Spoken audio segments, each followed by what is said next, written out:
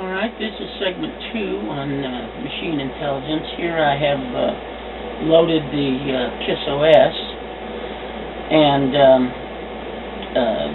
just to give you an idea, for instance, we can do a directory of what's out here on the thumb drive, or what I sometimes mistakenly call the disk. But there it is, and this is what's on this particular thumb drive right now. And while it's there, I'm going to discuss machine intelligence. What is so special about machine intelligence? Well, machine intelligence is basically the ability of a machine to determine its own functions and what it performs, be able to perceive and learn its environment, and that includes voice communication as well as visual cues and so forth. So machine intelligence does not follow a program. And in fact, if there is such a thing as a program that is followed, then you cannot call the machine intelligent. It is merely executing and following pre-programmed steps. But in the case of machine intelligence, it learns. And if it has learned something that's incorrect, then it has to have the ability via correction, just as a child would be corrected, of correcting its own memory and its own intelligence in favor of what is correct. So machine intelligence, it can be summed up in that way, is a machine capable of autonomous functioning in an environment, and that's any given environment.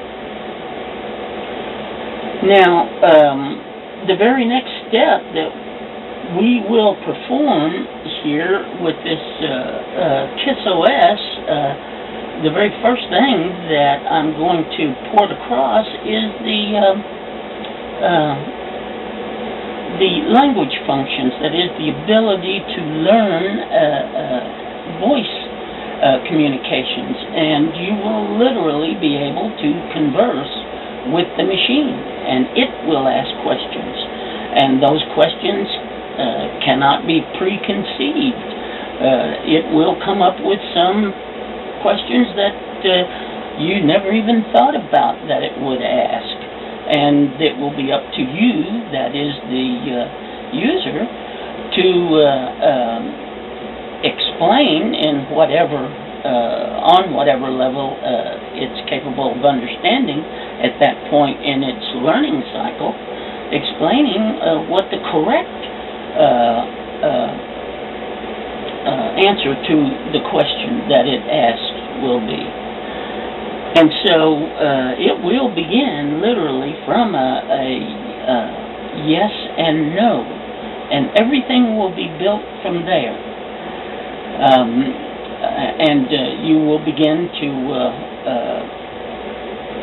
put it into learning mode, and at first, and then you will give it some sort of rudimentary vocabulary and spelling. And what vocabulary? It can be in any language. It could be Chinese, for that matter, or Arabic, or English, or whatever. And the machine knows no difference. And so as it then begins to learn, then it will begin to form syntax capability, that is, the ability to break down the instructions or sentences that are given to it into the appropriate syntax for that language. And so, while this all sounds very complex, and in a way it is, it's also very simple, because if we think about our own intelligence capabilities, when we come out of the womb, certainly we have certain genetic programming that exists, but we're certainly not capable of understanding any language.